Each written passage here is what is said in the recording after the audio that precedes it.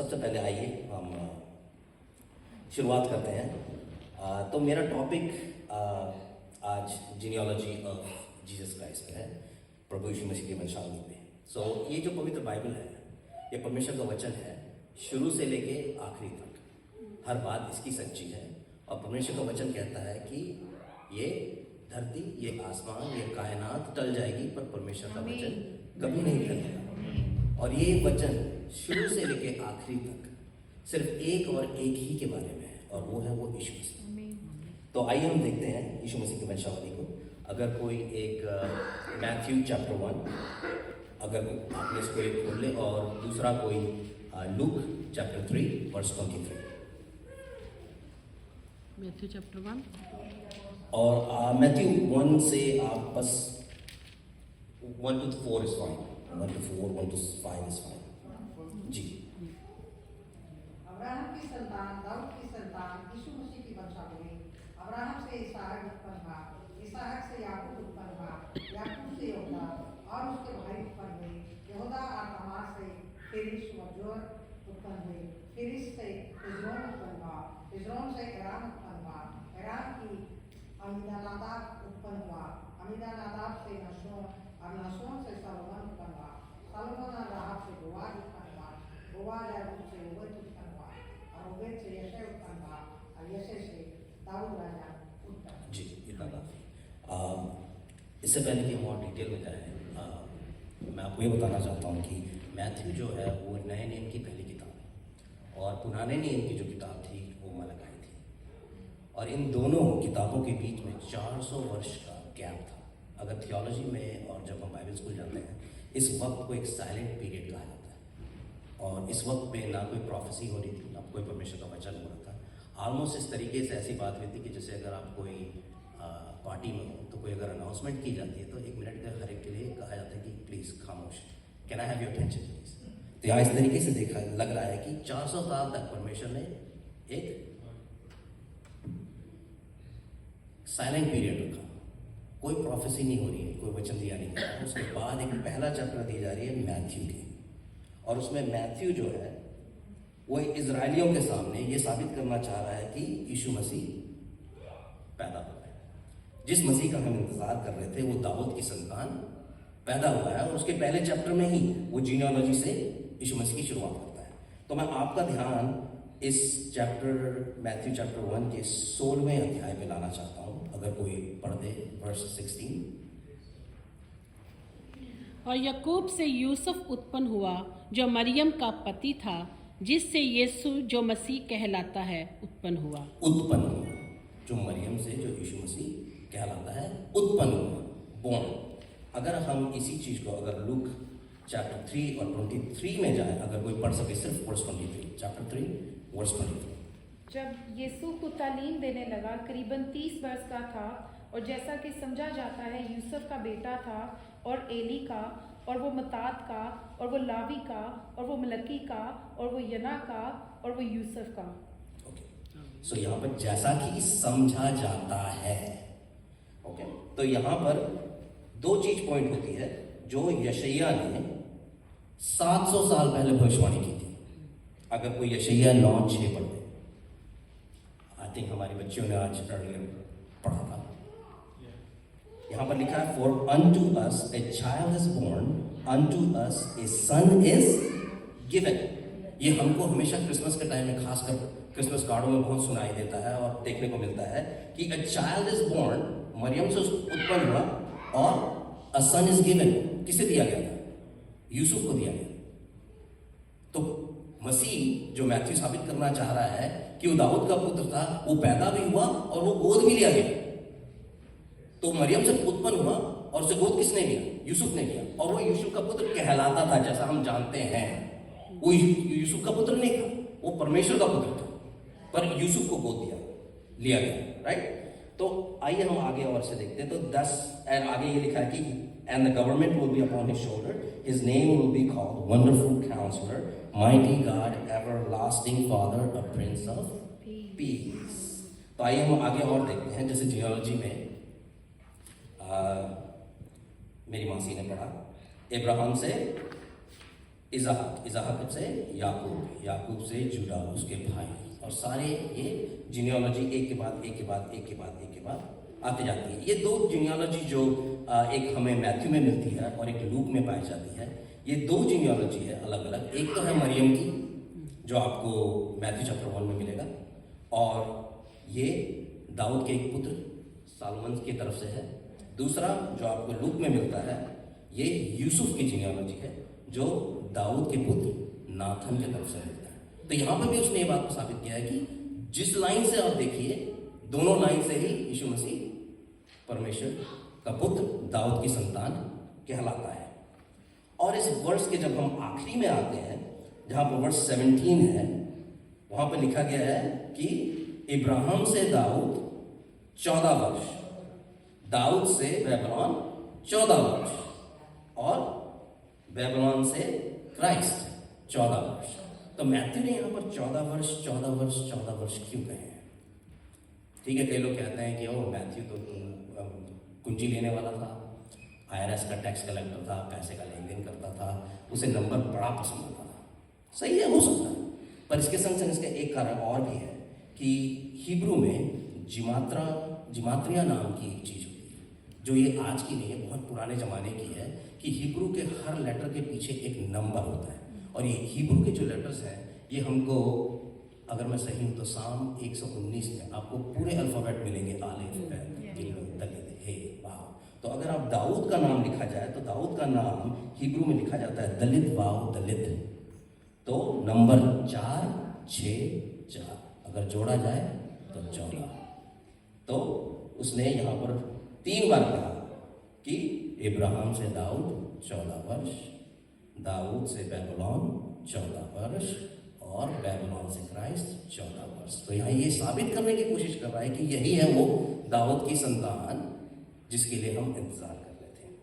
तो अगर हम इस परमेश्वर की जीनियोलॉजी को देखें तो यहाँ आप सबको पता है इब्राहिम, इज़हाक, याकूब और उनके बच्चे और उनकी कहानी आप सबको पता है। इस जीनियोलॉजी को अगर हम देखें तो इसे देखने के 2 तरीके हो सकते हैं। पहला तो फिजिकल तरीका, और एक तरीका है स्पिरिचुअल तरीका। तो अगर हम देखें फिजिकल तरीके से, इब्राहिम, इज़हाक, याकूब, दाऊद, सालोमन, जोराम, रूत, मनेशा, ये सारी वंशावली परमेश्वर के चुने हुए लोगों की है। दे आर ब्लेस्ड, इनको चुना गया है, ये आशीषित है, ये राजा महाराजाओं की वंशावली है। और ये सिर्फ रईस नहीं, निहायती रईस लिखा है, नॉट रिच, वेरी रिच, इन्फ्लुएंसिव लोग हुआ करते थे। अगर वो किसी गांव से गुजर जाए तो उनकी जमीनें, वो उनकी पॉलिटिक्स, हर चीज को अफेक्ट कर जाते थे। वो दे वर वेरी स्ट्रॉन्ग। पर अगर इसको स्पिरिचुअल तरीके से देखा जाए तो इब्राहिम को झूठा माना गया, झूठ बोलने वाला तो उसने झूठ बोला, झूठा था। याकूब के सारे धन दौलत होने के बाद भी उसने क्या किया? धोखा दिया अपने भाई को, अपने पापा को, और अपने फादर इन लॉ को भी धोखा दिया उसने, वो भेड़ बकरियों के बारे में देखा। और अगर आप और आगे जाइए तो हर एक की स्टोरी है। दाऊद मर्डरर था, उसने कमिट किया क्या? किसी और की बीवी को देख के उसने लालच किया और उसने मर्डर भी किया। और वो अडल्टरस था सालोमन को देखिए, अडल्टरस, 1000 तो उसकी औरतें थी, राइट। और वो बुतप्रस्त था, उसकी वजह से इजराइल में 400 वर्ष तक बुतप्रस्ती चलती आई। और उसमें अगर देखा जाए तो जरोम और मनीषा थे, और वो क्या करते थे? जादू, मंत्र, पूजा पाठ। उन्होंने यहाँ तक अपने बच्चे को जिंदा आग में बलिदान कर दिया इस जादू चक्कर, इस बुतप्रस्ती में। तो अगर स्पिरिचुअल तौर पे देखा जाए तो they are no better than anybody. आज हम भी यहाँ बैठे हैं, आज हम भी अच्छे अच्छे घरानों से आते हैं, अच्छी अच्छी जीनियोलॉजी से आते हैं। यहाँ पर engineers, nurses, businessman, politicians, doctors, हर एक के बैठे हैं। फिजिकल तौर पर अगर हम स्पिरिचुअल तौर से देखें तो हमारी जीनियोलॉजी भी इनसे कोई खास फर्क नहीं है। झूठ बोलने के लिए हमको बस एक ही बार झूठ बोलना पड़ता है, झूठे कहलाते हैं। इब्राहिम ने शायद सिर्फ 2 बार झूठ बोला, सिर्फ 2 बार, और आज तक यीशु मसीह की जीनियोलॉजी में ये बाइबल में लिख दी गई है कि वो झूठा था। मर्डर तो एक ही चाहिए मर्डर मेरे ख्याल से हर चीज के लिए हमको बस एक ही बार कहना है, और हम में वो सारी खामियात पाई जाती है। हम झूठे भी हैं, हम मर्डरर्स भी हैं, हम धोखा देने वाले भी हैं, everything we have the same geology. पर फर्क क्या है यहाँ पर? मेरा पॉइंट ये है कि यीशु मसीह जिस वंशावली से आया, वो वंशावली कभी तय नहीं करी कि वो क्या करेगा क्या नहीं करेगा। आज यही चीज हमारे लिए भी सच है कि हम किस लाइन से आते हैं और हमारे लिए और हमारी वंश क्या है ये तय नहीं करती है। मैं इंडिया से आता हूँ, मेरे को इंडिया और शायद इस्लाम में भी ये पाया जाता है, इंडिया में कास्ट का सिस्टम होता है। वहाँ पर ब्राह्मण, क्षत्रिय, बनिया, चमार अगर हो तो पहले से तय है कि क्या करोगे, पंडित बनोगे, बिजनेसकार बनोगे, या तो नालियाँ साफ करोगे, क्या करोगे, पहले से तय है, डिसाइड। और यही चीज़ आपको इस्लाम में भी पाया जाता है। क्या वहाँ पर शेख, सैयद, मुगल, पठान ऐसे कुछ होते हैं, उनमें भी ये चीज़ पहले से सेट है कि अगर आप इस लाइन के हो तो आप ये करोगे, वो करोगे, वो करोगे, वो करोगे। पर यीशु मसीह की वंशावली ने ये तय नहीं किया कि यीशु मसीह क्या करेगा। यीशु मसीह का जो पर्पस था, उसका जो मकसद था, वो परमपिता परमेश्वर की तरफ से आया। और आज हमारे लिए भी ये जो मकसद हमारे जीवन का है, ये परमपिता परमेश्वर की तरफ से आता है। और सबसे अच्छी और ख़ास बात तो ये है कि हम में से कोई परफेक्ट नहीं। यीशु मसीह का वंश भी परफेक्ट नहीं था, पर वो चुने गए, वो इस्तेमाल किए गए परमेश्वर के परफेक्ट प्लान के लिए। और वो आज हमें भी, जो हम इम्परफेक्ट लोग हैं, वो हमें इस्तेमाल कर सकता है अपने परफेक्ट प्लान के लिए। तो हमें कभी ये महसूस नहीं करना चाहिए कि जब मैं अपने आप को सुधार लूँ या जब मैं अपने आप को परमेश्वर के काबिल बना लूँ, तब मैं जो मेरे को तोड़ा दिया गया है, तब मैं उसे चर्च में इस्तेमाल करूँगा। नो, क्योंकि हम उसके लायक कभी बन ही नहीं सकते, क्योंकि उसने जो हमें तोड़ा दिया है उसे हम आज इस्तेमाल करें। दबाओ ना। मैं भी हमेशा सोचता था क्या मैं इस लायक हूँ आप लोगों के सामने बोलने के लिए? मैं हूँ कौन? मेरी ज़िंदगी खुद गलतियों से इतनी भरी पड़ी है, मैं उस काबिल बन जाऊँ पहले। पर कब तक? आज मैं 43 हो रहा हूँ, कब तक? How long do I wait? पर समझ ये है कि we're not perfect, we never going to be perfect. It is God alone who is perfect. और वो अपना परफेक्ट प्लान हमारी कमजोरियों, हमारे इम्परफेक्टनेस को लेके ही पूरा करता है। तो अगर हम आगे देखें तो यीशु मसीह का पर्पस क्या था? हमने यीशु मसीह की वंशावली तो देख ली, और हमने ये भी कह दिया कि परमेश्वर का, यीशु मसीह का पर्पस जो था वो परमपिता परमेश्वर की तरफ से था। तो यीशु मसीह का पर्पस था क्या? तो आइए हम देखते हैं यीशु मसीह का पर्पस क्या था। आई थिंक किसी ने पढ़ा होगा, 2 Corinthians 5:18-21। अगर कोई हिंदी में पढ़ दे, मेरे पास इंग्लिश में है कि और सब बातें परमेश्वर की ओर से है, जिसने मसीह के द्वारा अपने साथ हमारा मेल मिलाप कर लिया और मेल मिलाप की सेवा हमें सौंप दी है। अर्थात परमेश्वर ने मसीह में होकर अपने साथ संसार का मेल मिलाप कर लिया और उनके अपराधों का दोष उन पर नहीं लगाया, और उसने मेल मिलाप का वचन हमें सौंप दिया है।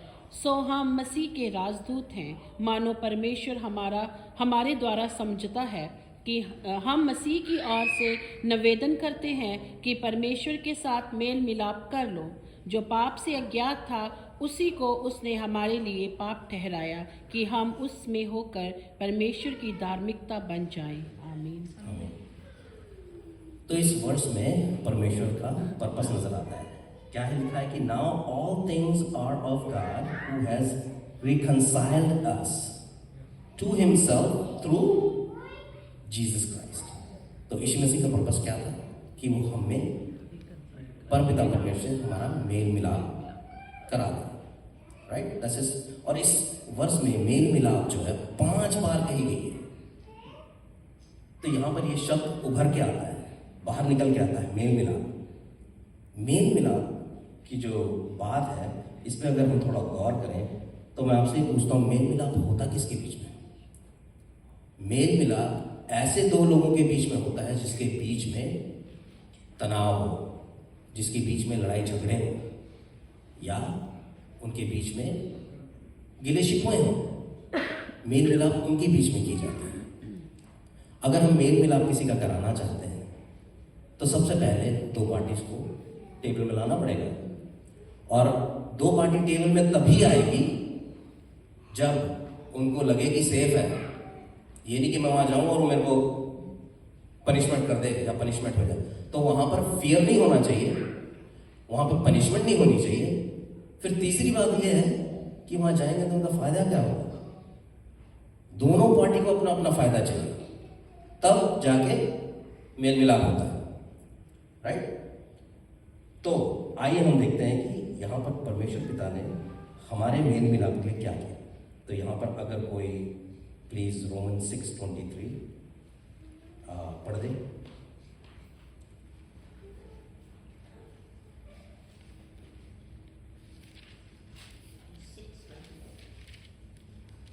रोमन्स 6:23। क्योंकि पाप की मजदूरी तो मृत्यु है, पर परमेश्वर का वरदान हमारे प्रभु यीशु मसीह में अनंत जीवन है। तो यहाँ पर क्या लिखा है? पाप की सजा तो मौत है। तो अगर हम परमेश्वर पिता के पास जाते हैं, सबसे पहली बात तो यह है कि ये वचन में लिख दिया गया है कि पाप की सजा मौत है।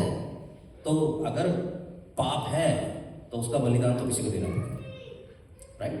अब हम तो मरना नहीं चाहते, हमको तो पलट के क्या चाहिए? इटर्नल लाइफ चाहिए। हम वो दूसरी पार्टी में से कि हमको इटर्नल लाइफ चाहिए, और परमेश्वर कहता है नहीं, मेरे को तो पाप के लिए मौत चाहिए। तो आइए अगर कोई इसी का 2 कोरिन्थियंस का 21 पढ़ दे हमारे लिए। 2 कोरिन्थियंस 5:21।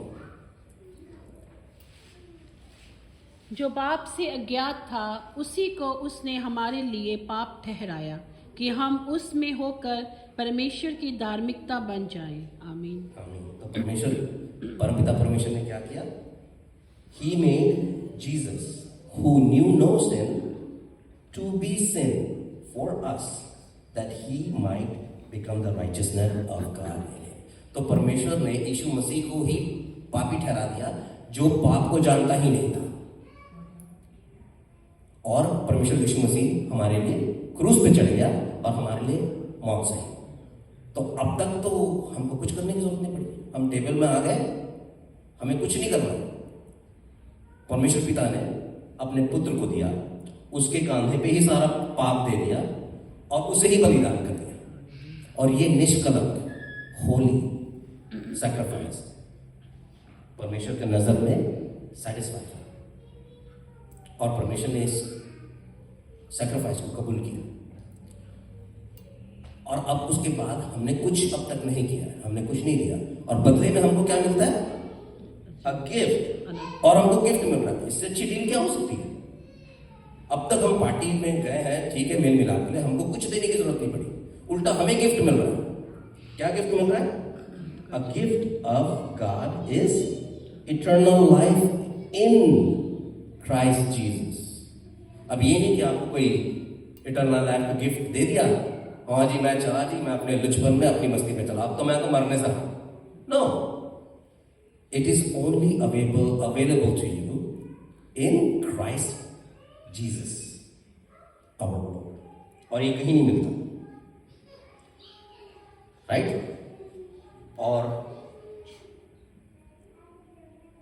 और इसके लिए हमें क्या करना है? We have to accept Jesus Christ. हमें यीशु मसीह को अपनाना पड़ेगा। आज ये सबसे अहम बात है, आज मसीह और मसीह जीवन हर एक धर्म, हर एक चीज से फर्क है। इसीलिए आज अगर आप जूश में देखो, आज भी वहाँ पर बलियाँ चढ़ रही हैं। अगर आप इस्लाम में देखो तो वहाँ बकरीद हो रही है, वो अपने आप को कोड़े मारे जा रहे हैं, और वो हज घूमने जाते हैं। और अगर आप हिंदू में देखो तो तीर्थ यात्रा हो रही है, सब लोग अपने कर्मों के हिसाब से अपने अच्छे काम को पूरे कर, पर किसी को हिसाब नहीं है, किसी के पास कोई हिसाब नहीं है कि भाई मारूं तो कितने कोड़े मारूं मैं अपने आप को, नहीं पता, मरते तक मार दो फिर भी पता नहीं। तुम जितनी यात्रा लगा लो, 1 लगाओ, 2 लगाओ, 3 लगाओ, कितने अच्छे कर्म करो। हम झूठ और पाप करना 3 साल की उम्र में करते हैं। 3-4 साल की उम्र से मैं अपने बच्चों को देखता हूँ, वो झूठ बोल देंगे, कुछ गलती हुई झूठ बोल देंगे, चालू। 3-4 साल की उम्र से आप चालू कर रहे हैं, और हम तीर्थ यात्रा कर रहे हैं उम्र 70 और 80 में, और लगता है कि हमारे पिछले 50-60 साल के पाप 10 साल में धुल जाए। पर ये मसीह की खासियत है, और इसलिए मैं कहता हूं कि मसीह धर्म नहीं, ये एक जीने का तरीका है। क्यों? क्योंकि धर्म नहीं है, धर्म में सब चीज आप पे निर्भर करता है। आपने सवेरे उठ के 5 बार नमाज पढ़नी है दिन में, आपने पूरब की ओर देखना है, आपने तिरते आतर लगानी है, आपने ये करना है, आपने वो करना है, आपने सारा कुछ करना है। और जहां आपने नहीं किया आप फेल। यहां हमने कुछ नहीं करना, ये हमारे ऊपर है ही नहीं। यहां पर सारा कुछ हमारे लिए कर दिया है। यहां पर परमेश्वर ने ही अपने पुत्र को दिया, उसी के कांधे उसने उसका सारा हमारा सारा पाप डाल दिया, और वो निष्कलंक, पाक, पवित्र सैक्रिफाइस परमेश्वर के आंख में पसंदीदा था। और हमको उसके बदले गिफ्ट मिलता है कि हमेशा की जिंदगी। तो यहां पर अगर कोई जॉन 3:16 पढ़ते हैं, हमें तो आई थिंक शायद सब किसी का पहला वर्ष होगा जिन्होंने याद किया। परमेश्वर ने जगत से ऐसा प्रेम किया कि उसने अपना एक लौता पुत्र दे दिया, ताकि जो कोई उस पर विश्वास करे वो नाश ना हो परंतु हमेशा की जिंदगी पाए। अब ये परम पिता परमेश्वर ने हमारे लिए तो रख दिया, बोला ठीक है, you don't have to do nothing, all you have to do is believe.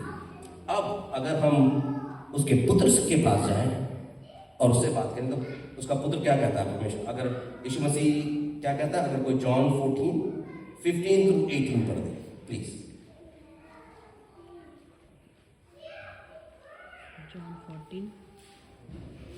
यदि तुम मुझसे प्रेम रखते हो तो मेरी आज्ञाओं को मानोगे, और मैं पिता से विनती करूंगा कि वह तुम्हें एक और सहायक देगा, कि वह सर्वदा तुम्हारे साथ रहे, अर्थात सत्य का आत्मा, जिसे संसार ग्रहण नहीं कर सकता, क्योंकि वह ना उसे देखता है ना उसे जानता है। तुम उसे जानते हो क्योंकि वह तुम्हारे साथ रहता है और वह तुम में होगा।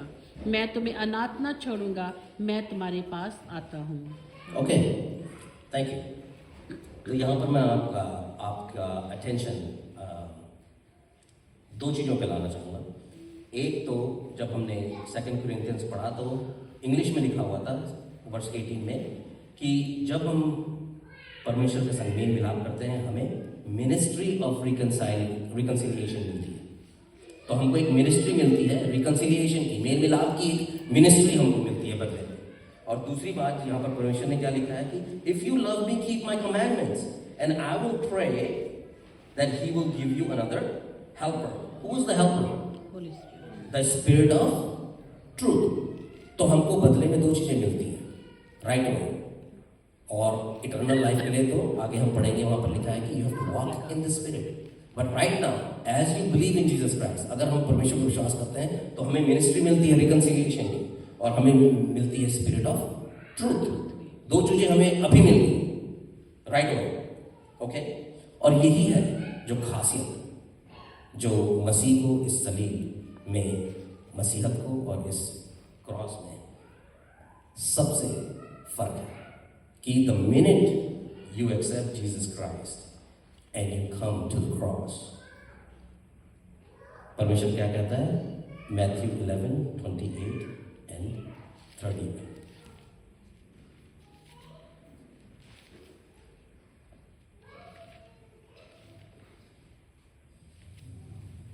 है सब परिश्रम करने वालों और बोझ से दबे लोगों, मेरे पास आओ, मैं तुम्हें विश्राम दूंगा। मेरा जुआ अपने ऊपर उठा लो और मुझसे सीखो, क्योंकि मैं नम्र और मन में दीन हूँ, और तुम अपने मन में विश्राम पाओगे, क्योंकि मेरा जुआ सहज और मेरा बोझ हल्का है। आमीन। ये आपको कहीं और नहीं मिलेगा, कोई धर्म में, कोई मजहब में, कहीं और नहीं मिलेगा। इसलिए मैं कहता हूँ कि मसीहत एक धर्म नहीं है। क्यों? क्योंकि आपके लिए सारा दाम चुका देंगे। इसलिए परमेश्वर कहता है बोझ और थके हुए, बोझ से थके रहो, मेरे पास आओ, मैं तुम्हें विश्राम दूंगा। और अगर कोई 2 कोरिन्थियंस 5:17 पढ़ ले,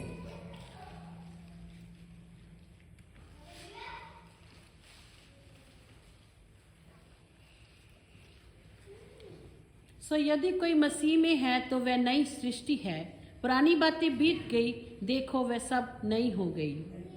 सी, तो हमारा दाम चुका दिया गया, हमें मिनिस्ट्री ऑफ रिकंसिलिएशन मिलती है, स्पिरिट ऑफ ट्रूथ मिलता है बदले में, और हमारी सारी जो स्लेट और हिस्ट्री है, चाहे हम झूठे हों, चाहे वो मर्डरर्स हों, चाहे धोखेबाज हों, चाहे जो कुछ हो, हमारी सारी स्लेट साफ आज ही इसी वक्त है। ये कहीं आपको और कहीं नहीं मिलेगा, कोई और मजहब, कोई और, इसीलिए ये धर्म नहीं है। This is a way of life कि अपने दिल में परमेश्वर पर विश्वास करो, अपने मुंह से कबूल हो कि यीशु मसीह परमेश्वर का पुत्र है, जो हमारे पापों के लिए दिया गया, मारा गया, गाड़ा गया और तीसरे दिन मृतकों से जी उठा, ताकि हमें हमेशा की जिंदगी मिल सके। This is something different that you don't find anywhere else. और अब तक अगर हम देखे जाए तो रिकंसिलिएशन में हमने कुछ नहीं किया, सारा कुछ परमेश्वर और परमेश्वर की तरफ से किया गया है। हमें सिर्फ यीशु मसीह को अपनाना है और विश्वास करना है, और बदले में हमें क्या मिला? Ministry of reconciliation and spirit of truth. और स्पिरिट ऑफ ट्रूथ के बारे में बस मैं आखिरी में आ रहा हूं। अगर हम गलेशियंस, कोई मेरे लिए गलेशियंस 5:22 through 26 पढ़ दे प्लीज। पर आत्मा का फल प्रेम, आनंद, मेल, धीरज और कृपा, भलाई, विश्वास, नम्रता और संयम है। ऐसे ऐसे कामों के विरोध में कोई भी व्यवस्था नहीं। And 24? yeah, please up to 26. Okay. 26 तक। और जो मसीह यीशु के हैं, उन्होंने शरीर को उसकी लालसाओं और अभिलाषाओं समेत क्रूस पर चढ़ा दिया है। यदि हम आत्मा के द्वारा जीवित हैं तो आत्मा के अनुसार चलें भी। हम घमंडी होकर ना एक दूसरे को छेड़े, ना एक दूसरे से डाह करें। आमीन। ओके, तो यहाँ पर हमें मिनिस्ट्री ऑफ मेल मिलाप मिली और हमें स्पिरिट ऑफ ट्रूथ मिला। और यहाँ पर जो हमने गलेशियंस 5 में पढ़ा है, यहाँ पर fruit of spirit, love, joy, peace, long suffering, kind, ये सारी चीज़ें हमें राइट में नहीं आती। सच बताऊं तो मुझे प्यार क्या है तब तक समझ में नहीं आया जब तक मैं खुद एक बाप नहीं बन गया। क्योंकि उससे पहले मैं बस मांगते आता था, प्यार दे दो, प्यार दे दो, कभी मम्मा, कभी पापा, कभी मौसा, कभी मौसी, कभी मामा, कभी मामी, बस मांगते ही आए। पर जिस दिन देनी पड़ गई बच्चों को प्यार, उस दिन थोड़ी अक्ल आ गई ठिकाने। पता लगा कि प्यार होता क्या है, प्यार में सेक्रीफाइस भी होता है, सिर्फ मांगना नहीं। अब यहाँ पर लिखा है जॉय, पेशेंस, पीस, सब्र। सब्र सीखने के लिए इंसानों को सालों लग जाते हैं, ये इतनी आसान काम नहीं है। तो मैं ये नहीं कह रहा कि हमारे अंदर ये सारी खासियतें होनी चाहिए, पर ये जरूर लिखा है कि जो लोग मसीह के पास आए हैं उन्होंने they have crucified the flesh and the passions and the desires। so शरीर की लालसाओं को उन्होंने क्या किया है? क्रूस पे चढ़ा दिया है। अब वो क्या कर रहे हैं? they live in the spirit। तो अगर हम स्पिरिट में लिव कर रहे हैं तो हमारे पास क्या होना चाहिए? सबसे पहली बात तो ये होना चाहिए कि एक दूसरे को घमंड में, क्या पढ़ा था आपने 26 में हिंदी में? हम घमंडी होकर ना एक दूसरे को छेड़े और ना एक दूसरे से डाह करें। तो ना हम एक दूसरे को छेड़ें और ना एक दूसरे से डाह करें। ये तो कॉमन चीज है। हमारे अंदर लव हो, पीस हो, पेशेंस हो, इसके लिए तो बरसों लग जाते हैं सीखने के लिए और इस चीज को समझने के लिए। पर हमारे अंदर ये लाइन्स 26 जो है, we don't need to provoke each other, नहीं होनी चाहिए। और खासकर ये चीज अगर हमने आई थिंक 2 कोरिन्थियंस के में 5 में से पढ़ा था कि ये दुनिया में नहीं पाई जाती और ना ही दुनिया के लोगों के पास पाई जाती है स्पिरिट, वो जानते ही नहीं, ये तो मसीह लोग जानते हैं। अभी हमने पढ़ा था, तो ये स्पिरिट हमारे बीच में पाई जाती है। तो अगर हमें प्यार, फॉरगिवनेस, पेशेंस हम दूसरों में ढूंढें कि हम अपने आप में ढूंढें, ये हमारे पास होनी चाहिए, राइट? अगर ये दुनिया लोगों के पास है नहीं तो दुनिया वालों के बीच में हमारे फिर में फर्क क्या है? वो शरीर के अनुसार चलते हैं, हम स्पिरिट के अनुसार चलते हैं। वो शरीर के लालसाओं के लिए जीते हैं तो हम रूहानी स्पिरिट के लालसाओं के लिए जीते हैं। ये मसीहों के लिए एक फर्क वाली बात है। और अगर हम आगे इसे पढ़ें तो अगर कोई 1 तिमोथी 5:8 पढ़ दे प्लीज। 5 का 8। यस, 1 तिमोथी 5:8। पर यदि कोई अपनों की और निस करके अपने अपने घराने की चिंता ना करे तो वह विश्वास से मुकर गया और अविश्वासी से भी बुरा बन गया है। आमीन। तो हमें रिकंसिलिएशन की स्पिरिट दी गई है, स्पिरिट ऑफ ट्रूथ दी गई है। और जब हम स्पिरिट ऑफ ट्रूथ को देखते हैं तो बोले कि घमंड में एक दूसरे के संग ढाना करो और एक दूसरे को उकसाओ मत। बाकी जो स्पिरिट की फ्रूट्स हैं वो तो है। और ये बोला कि इस चीज की शुरुआत कहाँ होनी चाहिए? घर से। तुम्हारे अपनों के बीच में होनी चाहिए, तुम्हारे खुद के घराने में होनी चाहिए, और फिर वो चर्च और फिर चर्च के बाहर होनी चाहिए। तो आज सबसे पहले, आज अगर हम प्यार, मोहब्बत, फेथफुल, क्या हम दुनिया वालों को सब ढूंढते फिर रहे हैं कि यार कौन मेरे को विश्वास करने वाला मिल जाए, कौन मेरे बिजनेस में पैसा लगा दे, कौन मेरे लोन को फॉरगिव कर दे? ये सारी चीज़ें हमें दुनिया में नहीं मिलेगी। ये चीज़ें हमको हमारे खुद के घर में मिलनी चाहिए और खुद के घर के परिवार वालों में मिलनी चाहिए, और उसके बाद हमको हमारे चर्च में मिलनी चाहिए, और उसके बाद फिर हम ये मिनिस्ट्री मेल मिलाप की हम दूसरों तक लेके जाते हैं। तो यहाँ पर सिर्फ ये मिनिस्ट्री परमेश्वर के लिए यीशु मसीह के बारे में बताने की सिर्फ नहीं है, वो तो है ही, क्योंकि उन्होंने परमेश्वर, हमने पढ़ा, उसने हमें राजदूत बना दिया परमेश्वर यीशु मसीह का। तो हमें तो यीशु मसीह के बारे में बताना ही बताना है, क्योंकि ये लड़ाई हर एक की है और इंडिविजुअल है। आप मानो या ना मानो, आप एक लड़ाई में शामिल हो। परमेश्वर का वचन क्या कहता है? अगर तुम मेरे साथ नहीं तो तुम मेरे विरोध हो। If you with me then you with me, if you not you against me. तो आप मानो ना मानो, आप लड़ाई में हो, या तो शैतान की तरफ या तो परमेश्वर की तरफ, या तो परमेश्वर के साथ हो या परमेश्वर के विरुद्ध हो। You have no choice. लड़ाई चल रही है, आत्मिक लड़ाई चलेगी, क्योंकि लिखा गया ये शरीर की नहीं पर ये आत्मा की लड़ाई है, और ये लड़ाई हमेशा बरकरार रहेगी। हमको क्या करना है? हमको सिर्फ चूज करना है कि which side do we stand. और ये लड़ाई आपको बाहर मैदानों में लड़ने के लिए नहीं करने की जरूरत कि हम झंडे फहराएं और उसको दबाएं उसको दबाएं। ये तो हमारे घर के बीच में चालू हो रही है लड़ाई, हमारे खुद के भाई बहनों के बीच में, हमारे खुद के घर वालों के बीच में हो रही है। ये अपनी लड़ाई मेल मिलाप की and the spirit of truth. और फिर ये आपको चर्च में भी देखने को मिलेगा, और फिर ये आपको काम और बाहर नहीं मिलेगा। ये एक स्टेज बाय स्टेज तो नहीं हो रही है, ये मिनट बाय मिनट होती है। तो क्या आज हमारे अंदर हमको खुद को देखना है? ये वचन सिर्फ आपके लिए नहीं है, वचन मेरे लिए भी है। ये मुझे मिला तो मैं आपके सामने रख रहा हूँ। मैं आप लोगों से कोई बेहतर नहीं हूँ, पर ये सोचने वाली बात है कि क्या आज ये सारी खामियत और खासियत मैं दूसरों में देख रहा हूँ और दूसरे में ढूंढ रहा हूँ कि मेरे अंदर पाई जानी चाहिए और दूसरों को दिखनी चाहिए। ये फर्क है, और यही चीज हमको बाकी बाहर के जो परमेश्वर विश्वास नहीं करते हैं हमको अलग करता है। क्योंकि परमेश्वर को चला थी, मेरी वाइफ कुछ वीक पहले शेयर कर रही थी कि हम सबों ने उस शरीर से खाया है जो हमारे पापों के लिए तोड़ा गया, और उस लहू से पिया है जो हमारे पापों के लिए बहाया गया। कहीं ऐसा ना हो कि हम उस 5 कुंवारियों के समान हो जिसको परमेश्वर कहता है मैं तुम्हें नहीं जानता, क्योंकि वो सारे विश्वासी थे। हमको उस कुंवारियों में से होना है जो तैयार पाए गए और परमेश्वर के साथ गए। तो परमेश्वर के इस वचन पे और उसके सुने जाने पे आशीष हो।